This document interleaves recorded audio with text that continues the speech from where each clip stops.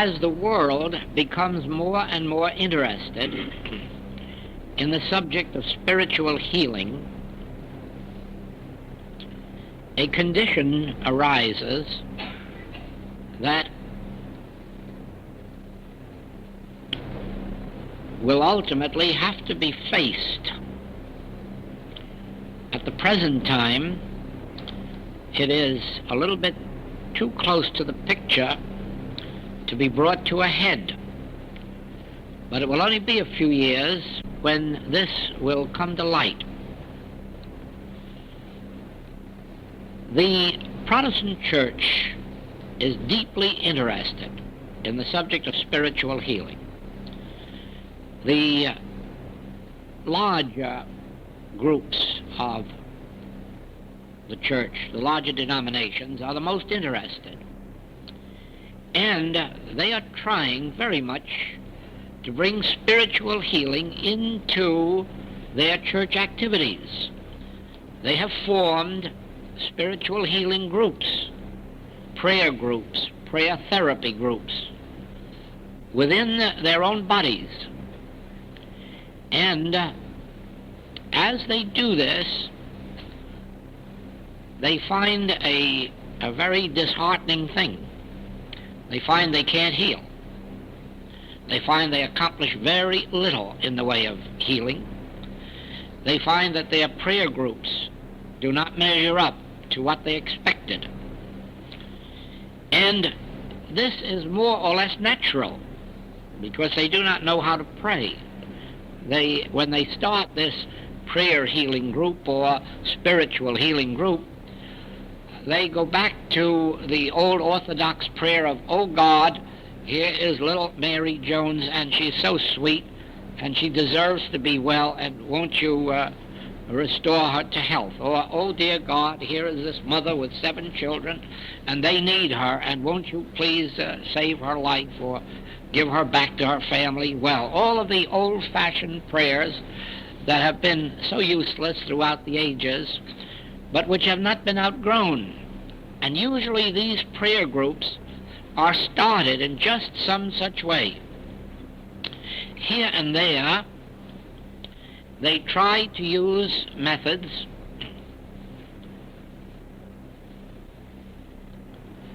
that are used by some of the evangelical healers. They find these do not work, and the reason for that is this. The evangelical healers are usually men and women who have actually been touched by God, who have actually had God experience. And there is in them a spirit of healing.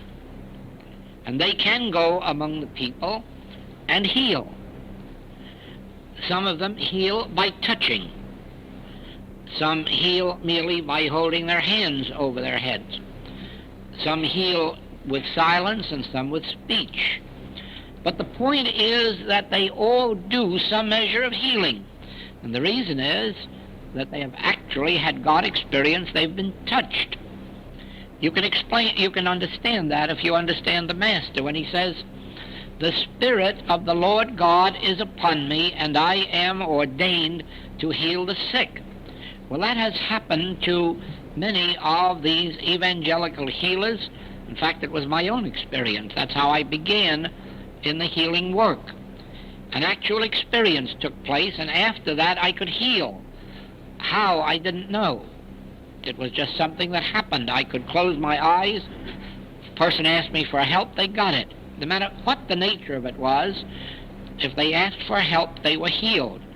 And it was nothing that I could do consciously or control. It was just something that happened because of that experience that I had. Now, I have spoken with quite a few evangelical healers, among them some of those who have been successful. And I find that they do not know the truth. They do not know metaphysical truth. They do not even know the truth of being. But they have had a God experience, and with this God experience, some power flows through them, some spirit, and healings take place. Now, when these groups in the churches start to use the same words and the same motions and the same thoughts that the healers do, of course they find they can't succeed, because the one thing that's missing is that God contact. Then some of these churches reach out in their groups, and they will find the Emmett Fox books, and they will start to work with the Emmett Fox books. And occasionally they will turn to some of the writings of the healers within their own churches. But always they end up discovering that they do not really have healing power, that their healings are not satisfactory, that something is missing. And of course, the something that is missing is the knowledge of healing principles. If one is spiritually endowed, if one has been touched by the finger of God, no healing principle is necessary. One automatically is a healer. And it makes no difference what their religion may be. I have known a Hebrew rabbi who does beautiful healing work. And I have known some ministers, evangelical healers, and even some of the Orientals who know nothing of healing spiritual principles have a healing presence. But in the absence of that, a definite spiritual healing principle is necessary, or a mental healing principle, one or the other. There are two major healing principles in the world that can be learned, and which, when learned, develop this healing consciousness. The words of themselves rarely do the work, but the words do produce a healing consciousness. The two methods are the mental healing methods and the spiritual healing methods. In the mental, you have the principles that are taught of a mental cause for physical disease, or a mental power that is greater than the power of matter. There are different approaches to the mental healing principles, but those who are seeking the awareness of mental healing will certainly find that there are two legitimate teachers who have written. And when I say legitimate, I mean two who are really dedicated men who have given their lives to the study and teaching and practice of mental healing. And to follow them would develop in those mentally inclined the healing principles they seek. For our work,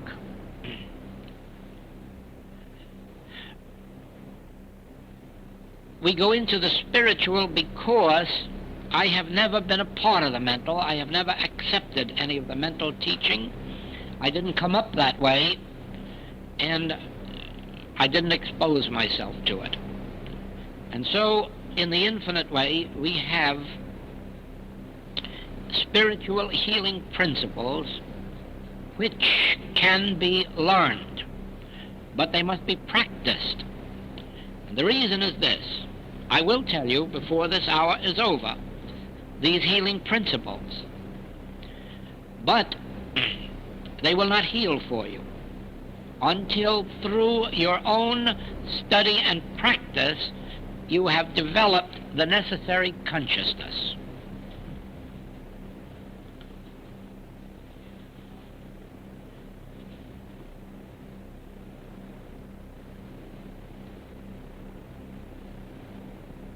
To begin with, in our work, we never take into consideration the person who is asking for help. In other words, we never give them a treatment. We never, under any circumstances, give anybody a treatment. The treatment is never directed to the person asking for help. As a matter of fact, we don't even ask the name of the person asking for help unless they volunteer it, because the name is of no importance. The ones who seek the healing will receive it. That is because they have attuned themselves to the healing consciousness. Our work begins with an unfoldment that was given to me in the earliest years of my practice, when I did not know what healed or how.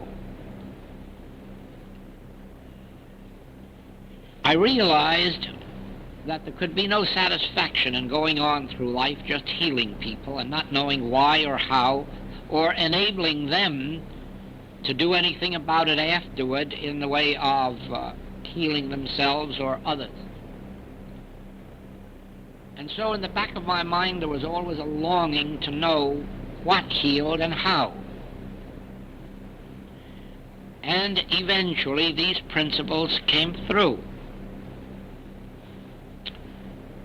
And first of all, it was made clear to me that the nature of evil is impersonal. In other words, there is no such thing as uncovering an error in you, because there isn't any. You are the temple of God, and there is no error in you. And I say this even if you are robbing banks or holding up stagecoaches. There is no error in you and no evil in you. Nor is there a source of evil in you.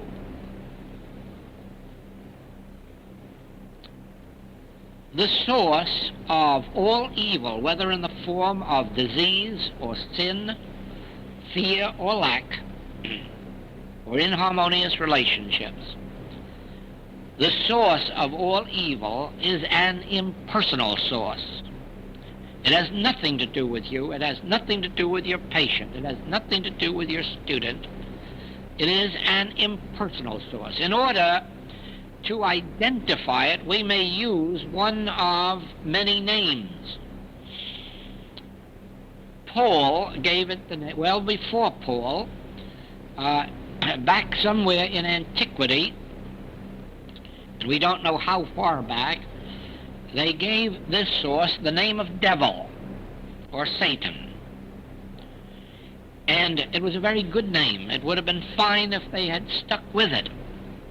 But the reason they had to change was that the word devil or Satan began to take on a wrong meaning, so that the actual meaning of the word was reversed. The word devil or Satan meant impersonal evil. That is, evil that was not personal. That's why it was designated as a part human form, but with the cloven hoofs and a tail, to show that it wasn't man, that it was impersonal, that it was not man-like. And so, when an experience of evil would arise, it would only be necessary to say, oh, that's devil or Satan, and that would be the end of it. It really meant it's nothing. It's impersonal. It has nothing to do with man. It has no source in man. It's just a nothingness.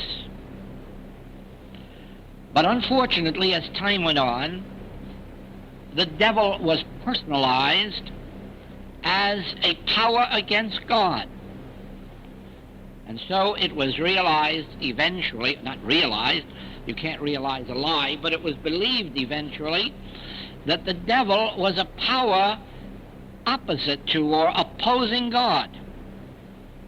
And therefore, we had the theological fairy story of God fighting the devil, God overcoming the devil.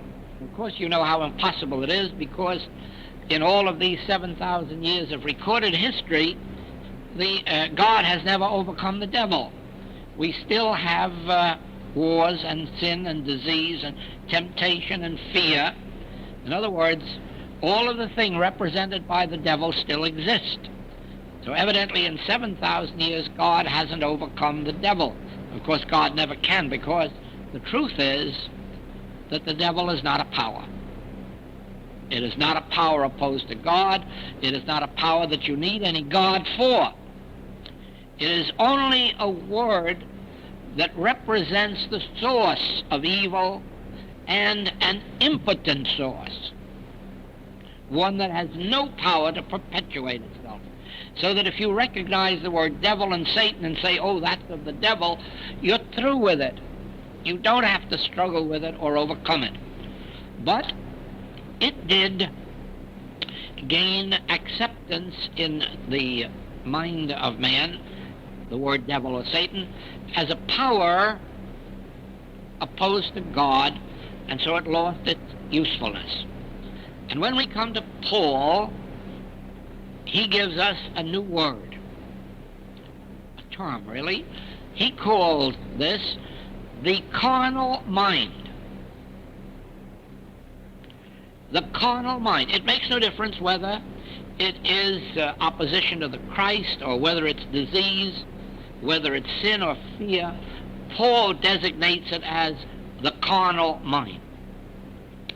Now this is a wonderful term too, because if you can understand that the divine mind is God, and the divine mind is infinite, then when you say carnal mind, you're really saying nothingness. You're really saying, oh, well, if it's carnal mind, I don't have to worry about it. Because the divine mind is the all mind, the only mind, the infinite mind, and therefore carnal mind must be nothing. You cannot have an infinite divine mind and more power in a carnal mind, because that wipes out infinity. So if you can agree that God is infinite, the divine mind, immortal mind, is infinite, when someone says, oh, the carnal mind is active, you can say, fine, that's good. That's fine. Why is it fine? Well, who cares whether the carnal mind is infinite, is operating? The carnal mind is nothingness. The carnal mind is the arm of flesh. The carnal mind is the non-power mind. So let it operate, die of its own nothingness. But eventually, this dear old carnal mind wouldn't stay put, and it became enmity against God. And then the people said, oh, that must mean it's a power against God. No, it never was a power against God, but it was accepted as a power against God. And then we had the same old fight, God against the carnal mind, and God never overcoming the carnal mind, as God never will overcome the carnal mind, because the carnal mind isn't to be overcome. It's a nothingness. There's nothing to it to be overcome. Once the human mind accepted it as a power against God, there was no way to get back to truth. Until Mrs. Eddy came along. And Mrs. Eddy did another great thing for the world. She gave it the term mortal mind.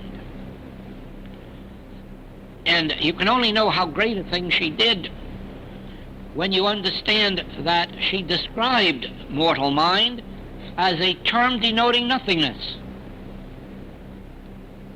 So that the very moment mortal mind lifted its head, you could look at it and smile and say, how wonderful, nothingness. And turn around and go to sleep. Because nothingness couldn't do anything to you. Nothingness couldn't tempt you. Nothingness couldn't pain you.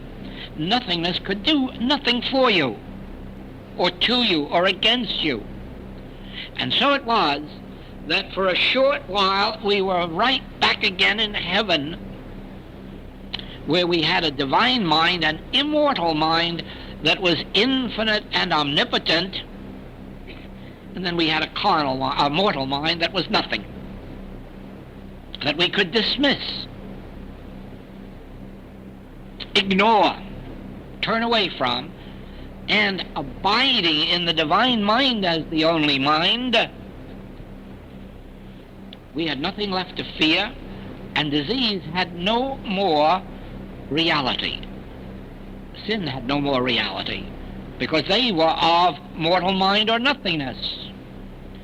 And healing was a very easy thing, and that is why in the early days of Christian Science, healings took place so rapidly, so tremendously, that from the nothing that it sprung from in Massachusetts, it became an activity of millions all around the world, and on nothing but the strength of its healing power. And its healing power was all embodied in that teaching that the divine mind, immortal mind, is infinite and all, and mortal mind is nothingness.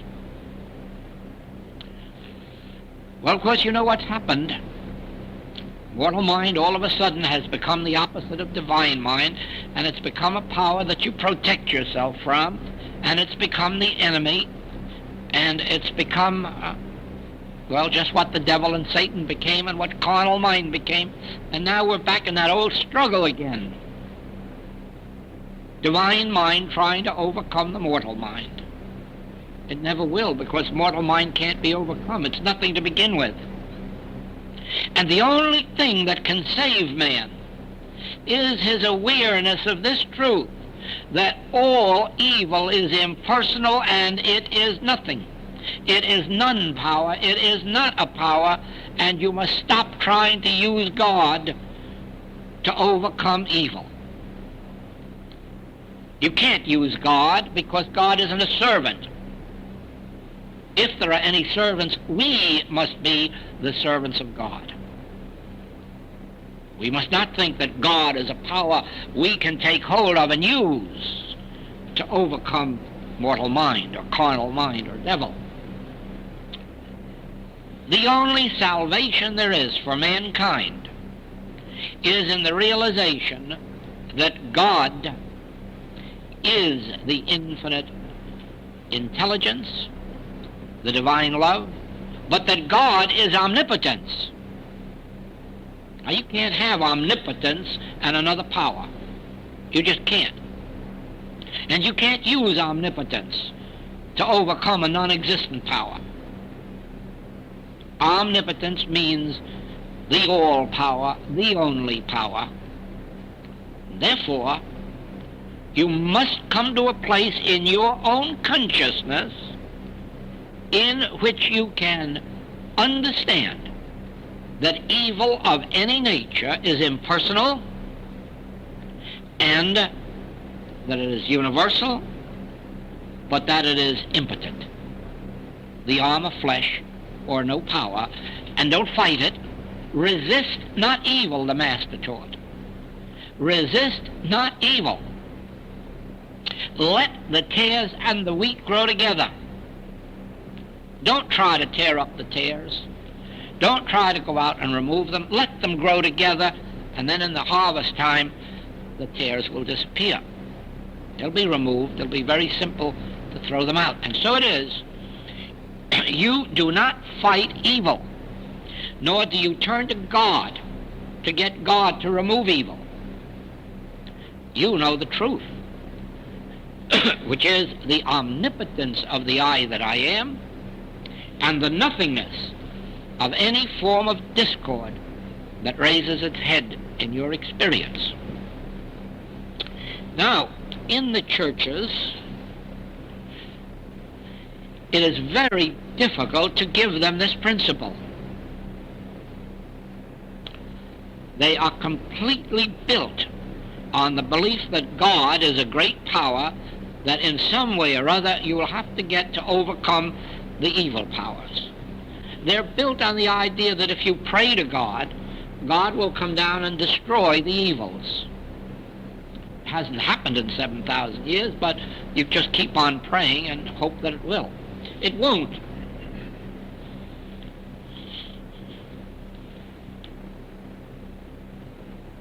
In our work,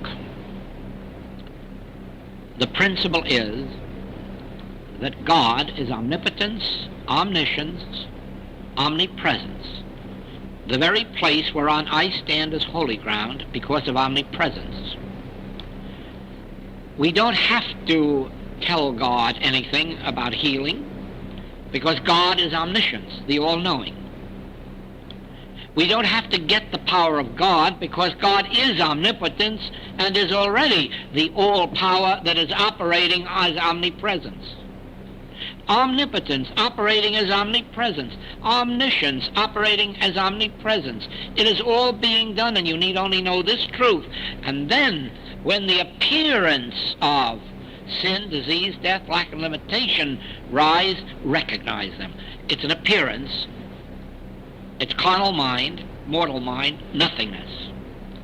And dismiss it. Don't fight it. Don't argue against it. And don't try to get God to do something to it.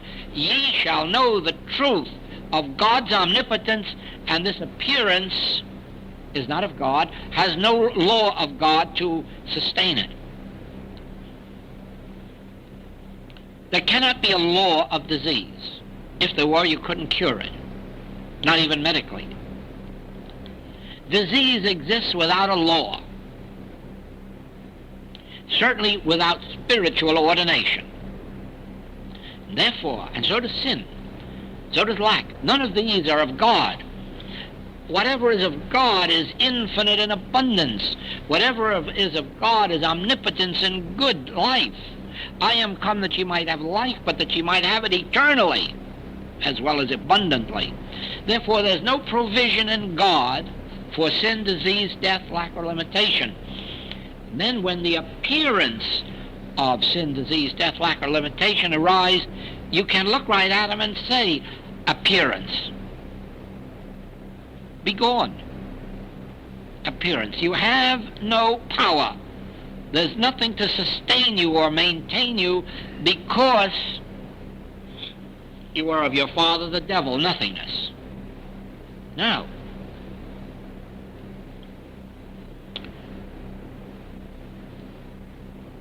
if we do not have a body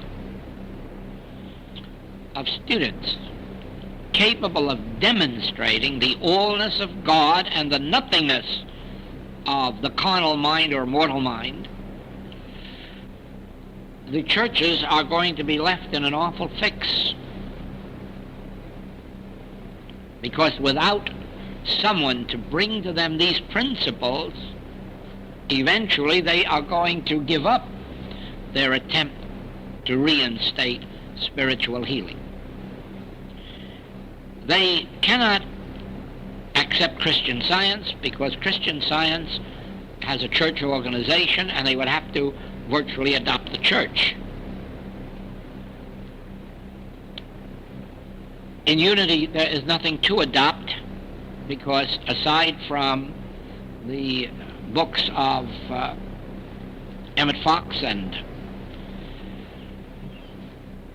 Lessons in Truth, Emily Cady, they do not have specific healing principles, anything that could be taught as a specific principle, and therefore everything they have is identified also with the unity organization.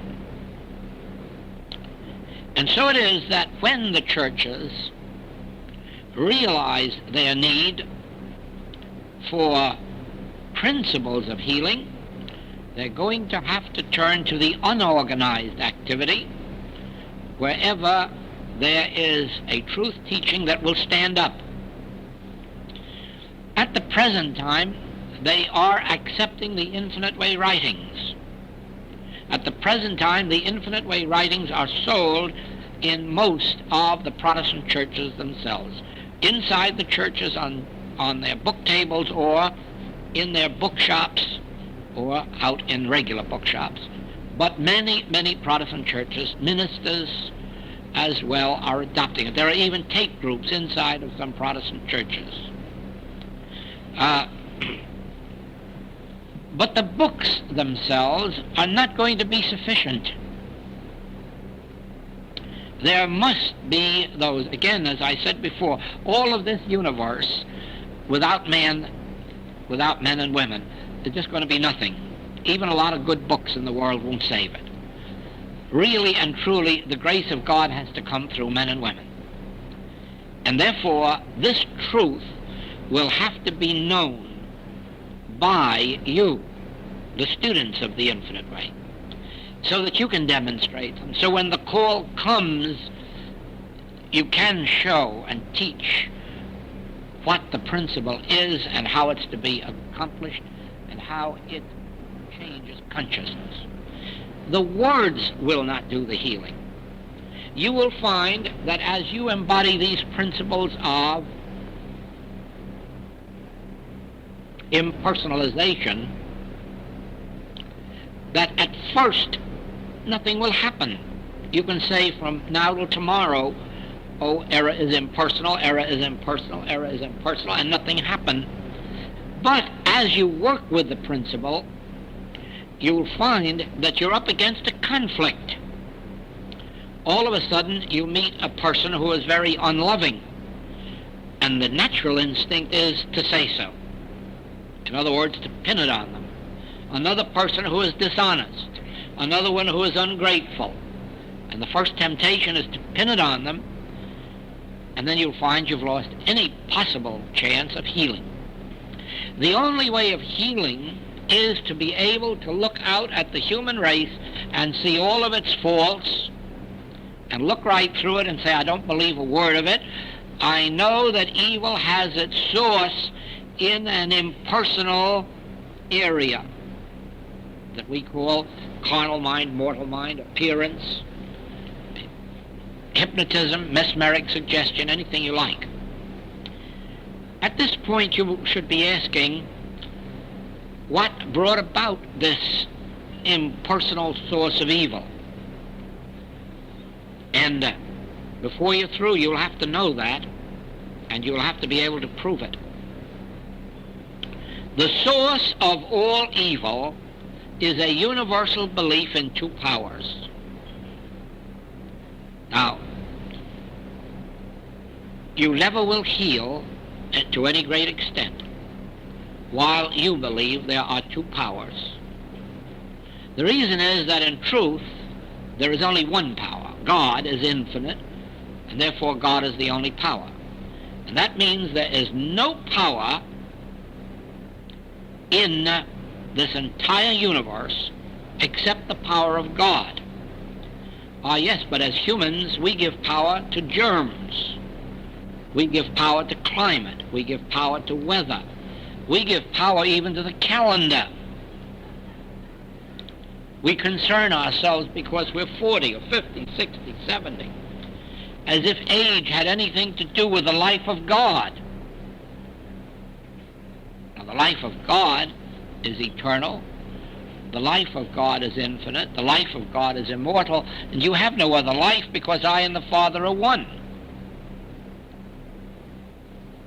But by accepting your selfhood as apart from God's selfhood, you also accept two powers, a power of good and a power of evil.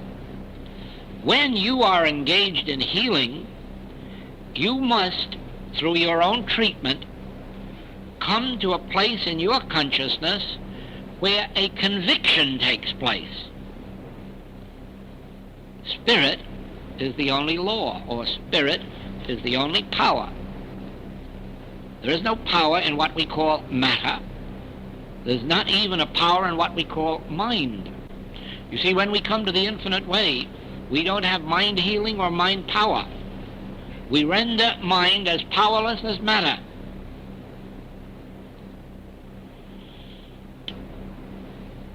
And I'll tell you why. Mind has the capacity of both good and evil, so it can't be God. Mind can give you good thoughts, or mind can give you bad thoughts. Now, there aren't two minds, one that gives good thoughts and one that gives bad thoughts. There is only one mind. And if you have a good and a philanthropic and a pure thought today, it comes through the same mind that tomorrow may bring you an immoral thought, an impure thought, or a poverty thought or a disease thought. It's the same mind because there's only one mind. And while you are on the level of mind, you are on the level of both good and evil. And don't believe that by saying immortal mind and mortal mind that you are in any wise changing the picture, because you aren't. There is not an immortal mind and a mortal mind. Mortal mind was described as a term denoting nothingness. It is not a mind.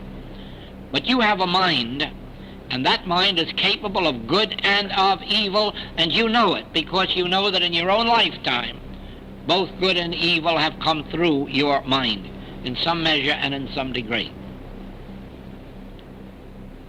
Only when you can understand that only God is pure, only Spirit is the real and the infinite and immortal and eternal, and that everything else is the nothingness, only then do you arise to a place of conviction where healing can take place. You have to come to see that if God is the lawgiver is spirit. And then if there is a law, it must be spiritual. Therefore, you come to a place in your meditation, in your treatment, where you realize, well, yes, if God is spirit, the law of God must be spiritual. Then there can be no power to a material law, a weather law, a climate law, a germ law, a sin law, a lack law. There can be no power. The only power that can be is in spiritual life or spiritual law. Ah, yes, let's take this one, spiritual life. Are there two lives? Do we have a spiritual life and a mortal life? Of course not. Of course not. What is called mortal life represents a sense of separation from the God life.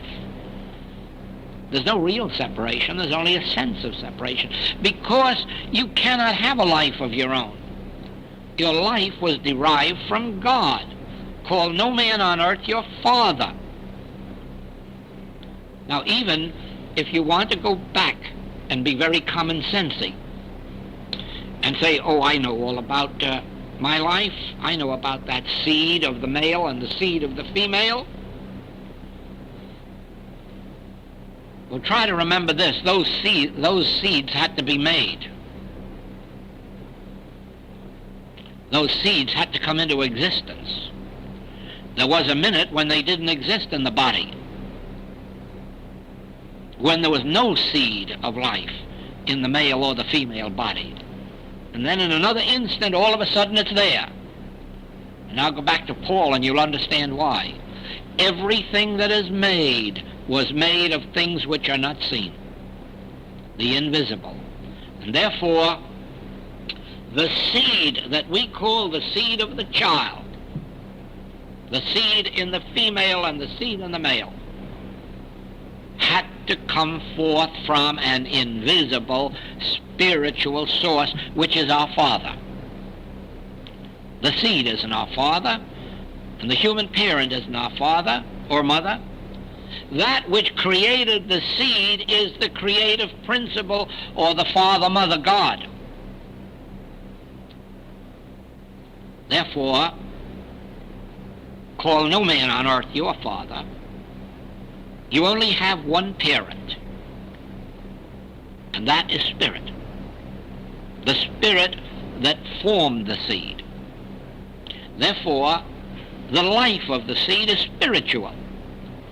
The life of your being is spiritual.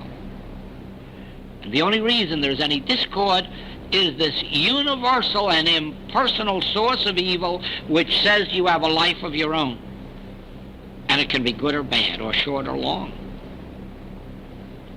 Now, if you will see that a universal belief in two powers is enough to bring all of the sin, disease, death, lack, and limitation into your experience, and that knowing the truth can remove these, you've got a healing principle. You've got a spiritual healing principle. I and my Father are one. All that God is, I am. All the Father hath is mine. I am God-governed, God-made, God-maintained, God-sustained. My life is spiritually ordained, spiritually supported, spiritually sustained by spiritual law, and it is a spiritual life. Now then, all of the appearances based on a belief in two powers must be recognized as the carnal mind or nothingness, the arm of flesh or nothingness, and dismissed. Then you'll find harmony coming back into your experience and in the experience of those who turn to you, because one with God is a majority. One Jesus Christ can raise the whole world if they'll only listen to him. One Mrs. Eddy could open this whole church world to the idea of spiritual healing. And don't think that this came from any other source. It is only what's been going on in Christian Science and in Unity and New Thought all of these years that is compelling the church to acknowledge that spiritual healing is a possibility and a science. And then you'll see that when the church begins to accept spiritual healing, it must have a principle. And the principle cannot be praying to God to save my dear baby. Because God doesn't care more about your baby than the Chinese baby or the Japanese baby or any other baby that's out there starving. It is you who will have to make the difference in your baby's life by knowing the truth. And when you begin to know that God is the life of your baby, God is the parent of your baby and of every other baby on the face of the globe, and that only a universal belief in two powers brings this lack and limitation and sin and disease to it, then you will remove these from your children, from your neighbor's children. It isn't God who is going to save the world. God is already saved and his world is already saved. It is our acceptance of God as our life. It is our accepting of the truth that the I am which I am is the I am which God is. The I am which God is the I am which I am, and we are one. And that oneness is allness. Accepting that and then understanding that everything else in the world of appearances is the product of a belief in two powers. Then as you begin within yourself to realize, from now on I will not honor two powers. I will honor only the Spirit as power. I will not give power to sin, disease, death, lack, limitation. I will not give power to appearances. I will not give power to any appearances, regardless of how hypnotic they may seem to be. I will not give power to appearances. I will abide in the truth of God constituting my individual being and the individual being of every individual. Now, you can see then that practicing this infinite way is not so simple, because it means discarding so much of what we have heretofore learned and holding to this principle. Again, do you realize that it is nearly an hour that we have been abiding here just in the principle of one power and of the nothingness of the appearances? Think how you have to work steadfastly with one principle. You voice it in 100 different ways, but it always comes back to being the one principle. I am is God, and all other appearances represent only a belief in two powers, and I don't believe in two powers. You state it in 1 minute, but it takes a whole hour to state it in a dozen different ways. Then in your life you'll find you'll need hours and hours and hours to state it in 100 different ways. And so in the Infinite Way writings and in the recordings, you will find these principles repeated over and over again in so many different ways that you hardly think for a moment that you're hearing the same principles repeated, repeated, repeated. The same principles being driven home until something in you yields and you come to a state of consciousness in which you realize, well, you know, God is all. Well, of course, someone may say, that's all you needed to know in the beginning, that God is all. Well, that's quite true if there's any way of convincing you of it without going all around the mulberry bush. I don't think that King Arthur or anybody else that went out for the Holy Grail could have found it without the experience of going around the world and discovering it wasn't there, and then finally ending up and finding it where it is, within me. So it is that I can well understand the people who have spent 10, 20, 30 years searching for truth and finding it very difficult, because they never will find it until they come back to I am it.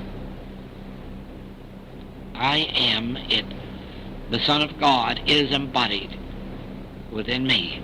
All that God is, I am, for we are one.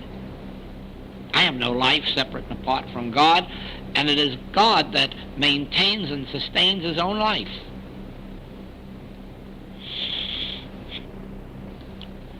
Your most difficult period will come when you sit down to pray or meditate or give a treatment. And I would like to illustrate that for you and ask you to join with me in it. Close your eyes.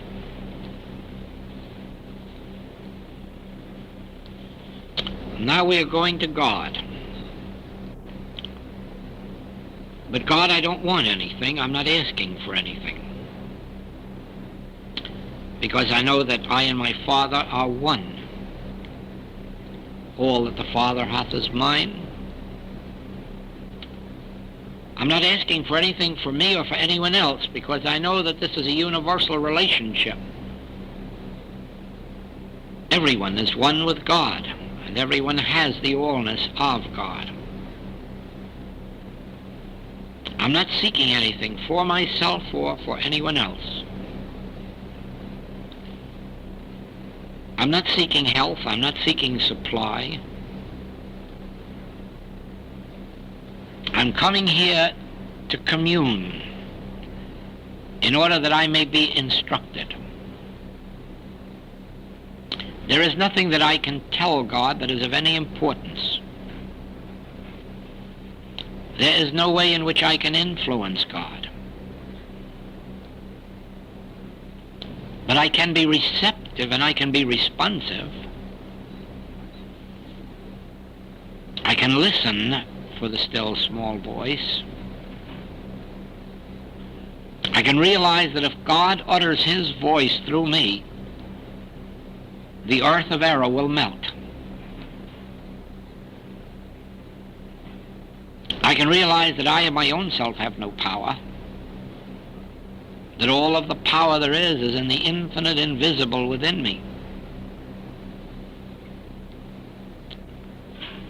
That I go a step further and realize that this power is not used on anything or anybody. This power is the creative, maintaining, and sustaining power of the spiritual universe. Therefore, I do not need any power with which to meet the problems of life. I do not need any powers for overcoming. I do not have to call upon any God powers to do anything to earth powers. I do not have to think of any immortal powers doing something to mortal powers. There is nothing in all of God's kingdom, in heaven or on earth, that God has to overcome, remove, or destroy. There is nothing in heaven or on earth that needs to be changed or corrected. For there never has been but one power. There never has been but one presence. There never has been but one eternal, immortal life. I don't have to treat patience because God is the life of patience, and it doesn't need treatment. It is self-created, self-maintained, self-sustained.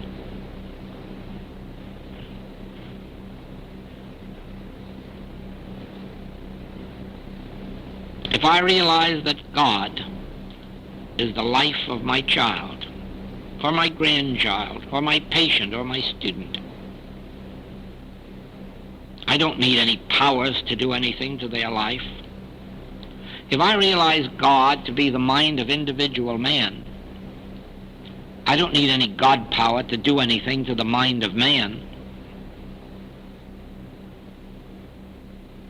The mind of man doesn't need healing, or reforming, or correcting. I need to remember that God is the mind of man, and any other mind or claim of mind is non-power. That which the world calls the human mind, mortal mind, carnal mind, that's not a power. I don't need any God power to do anything to those minds. I need only to know the truth. Carnal mind isn't power, mortal mind isn't power, human mind isn't power. Only the infinite omniscience, the immortal divine mind, this alone is power, and this is the mind of man. And you see there the difficulty comes in refraining from wanting a God power to do something to an earthly power. Refraining from praying to God to do something for somebody. Refraining from trying to use a God power. Refraining from the belief that the immortal has to overcome the mortal. It doesn't. The mortal doesn't need overcoming. It's already a nothingness. Many, many times when you go into the silence, you will find a conflict within yourself. You'll have to live with that for a while until you can go into that silence without wanting God to do something for somebody. Until you can go into that silence without wanting it to be a power. Until you can go into that silence and just realize, just think, I and the Father are one, and that's all there is. I and the Father are one. Any other appearance is a universal belief in two powers. Nonsense.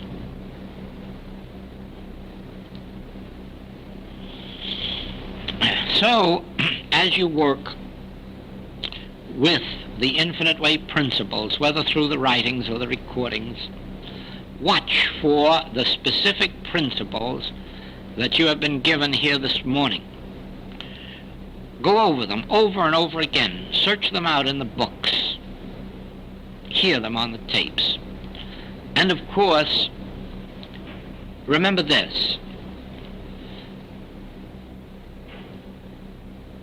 In the olden days of truth teaching, students went through class, and if they couldn't remember what they heard, or if they couldn't realize the rightness of what they heard, well, it was just too bad. Class was over, it was done, and that was that. This is no longer true. You can have reminders of everything that you've heard here this morning. It's all on tape. If you don't have a recorder in your own home, there are other students here that have recorders. There are students here who have groups, tape groups. If you really want to know how and where, you can find it. And then you can hear the same tapes over and over and over again. The same truth over and over again until it registers in your consciousness, until it is a part of you. It isn't that you read it and print alone. You can hear it and hear it in the same voice in which you heard it this morning, with the same emphasis, with the same everything, so that you can relive this class as many times as you want to, until you yourself are actually so saturated with the principle that your consciousness responds to it. Then you'll walk up and down life with no more struggle or strife. you'll really come to that place in consciousness where your life is lived by grace. The hard work is in the first year or two, in which you are overcoming the belief that you need to overcome. In that first year or two, until you really can come into the awareness that there is a God of grace, and that the old Hebraic days of the law are over, and that you've now come into a Christian period of living by grace, and the presence of grace is within you. You don't attain it, you don't earn it or deserve it. It's already there. It's the Son of God that is in you and that will never leave you nor forsake you. Thank you.